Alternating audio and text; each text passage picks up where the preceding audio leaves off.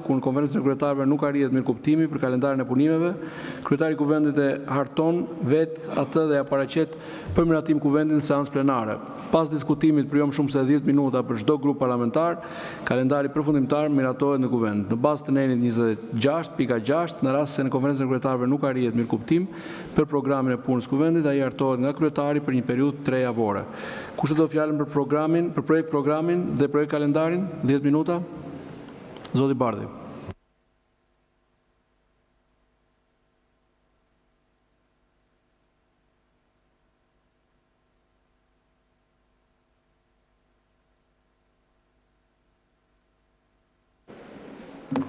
Faleminderit zoti kryetar. Në fakt do t'i ftoja kolegët e mazhorancës, meqense e kanë kthyer në traditë duartokitjen, që përpara se të fillojnë punimet e kuvendit, t'i japim një duartokitje të pandeurës nga Spaku për abuzim me 50 milion euro në tenderin. Zoti Bardhi, në bazë të nenit 64 të rregullores, ju jap masën disiplinore të reqe vëmendje. Ju nuk e keni fjalën për të personalizuar goditje dhe për të cilësuar kolegët, fjalën e keni për të folur për projekt kalendarin dhe projekt programin. Nuk besoj që është, unë e kuptoj që është fjalë turpi për ata që kanë turp statusi e pandehur, por është brenda etikës dhe është një status ligjor, nuk fyva njëri, është statusi zyrtar i saj. Unë nuk po i them çfarë i thot ajo Edi Ramës, sa ajo mund të jetë fyerje edhe shkelje etikës, nuk e përdor ato e kanë raport me njëri tjetrin. Tani, për të kaluar tek programi dhe kalendari i punimeve, po, zoti kryetar, ne kemi votuar kundër në konferencën e kryetarëve, sepse ju nuk doni të flitet as për buxhetin, sepse dhe referimi që u bë këtu është një mashtrim publik për pensionistët shqiptar, si kundër propaganda juaj për rritje pagash është një mashtrim, sepse qëllimi vetëm i këtij buxheti dhe paketës fiskale të cilëve i keni lënë deputetëve vetëm 24 orë kohë për të diskutuar, është që ju t'i falni bizneseve në borrin e Edi Ramës 2 miliard euro detyrime ndaj shtetit shqiptar. Prandaj nuk doni të diskutohet paketa fiskale, nuk doni që shqiptarët mësojnë se cili është qëllimi i vërtet i buxhetit dhe paketës fiskale që shoqëron buxhetin, sepse ndërsa 50 njerëzve miliarder në vend i falni 2 miliard euro detyrime, pensionistëve po bëni se ku i rrisni pensionin, duke i dhënë muaj për muaj 100 milion që është dhënë gjithmonë si bonus në fund viti. Prandaj dhe në shkelje totale të rregullores kuvendit, pa miratuar një kalendar të veçantë për shqyrtimin e paketës fiskale, në kundërshtim flagrant me Kushtetutën e Republikës Shqipërisë, qeveria solli projekt buxhetin pa ligjet financiare që e shoqërojnë atë, siç e detyron Kushtetuta dhe rregulloria e Parlamentit. Dhe 2 javë pasi kishte filluar diskutimi i buxhetit, vetëm të premten e javës shkuar, qeveria solli 8 projekt ligje si pjesë e projekt ligjeve që shoqërojnë buxhetin e shtetit.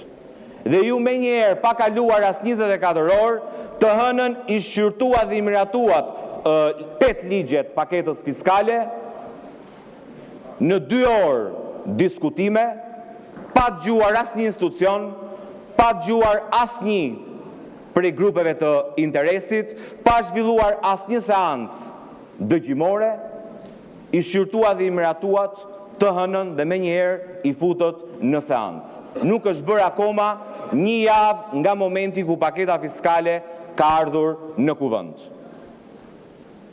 Unë e kuptoj që kartonat këtej do ngrihen jeshil e kanë lexuar apo se kanë lexuar paketën fiskale. Por qëllimi i seancës plenare ndër të tjera është të informojmë qytetarët shqiptar nëse buxheti i qeverisë së tunelit Llogaras, 50 milion euro, është në shërbim të qytetarëve apo të projekteve që do të vidhen një lloj, siç u vollën 50 milion vetëm në një projekt në tunelin e Llogaras. Dhe kemi detyrim ne deputetët të informojmë qytetarët shqiptar që 70% e buxhetit të investimeve shkon për njeriu që është marrë i pandehur nga SPAK-u për abuzim me tenderat publik. Se nga 140 milion e rriti me një të rënd lapsit, se kështu kishte një ndjesi, 50 milion euro. Po ato 50 milion euro mund të kishim quar të rrisnin pensionet, me qënë se jeni qeveria që pas 12 vjetësh futët në fjalorin tuaj të buxhetit fjalën pensionist, se për 12 vite e kishit harruar. Ato 50 milion janë gjysma e fondit që ju keni vendosur në dispozicion të pensionistëve. Pra 2 projekte të Belinda Ballukut është sa që janë, që vjell Belinda Balluku, është vlera e barabartë me atë që kemi vënë dispozicion për rritjen e pensioneve. Dhe kjo është arsyeja pse ju doni ta kaloni me urgjencë.